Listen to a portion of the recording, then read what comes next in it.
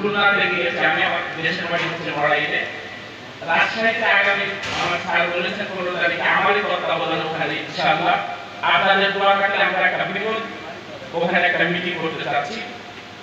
তো দেখেন আজকে যে আপনাদের কাছে কাছে এসেছি আমরা চাইতেছি কিছু সংখ্যক মানুষই শুধু বলবো না, ভালো মনের মানুষ যারা আছে, যারা আজকে দুনিয়ায় থাকা যাবে না, আর যাচ্ছি একটু পরে নাও থাকতে পারি, এই একটা কথা আমার লাইফের শেষ কথা হতে পারে, কিন্তু শেষ ঠিকানা বলে আমাদের একটা জায়গায় আছে, সেটা হচ্ছে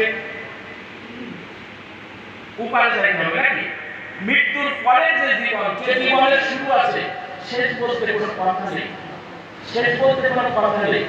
তো আমরা যেন আজকে যেভাবে যে মিলনটায় আপনারা আসছেন কষ্ট করে, সবাই আমরা এই দুনিয়ায় কে কি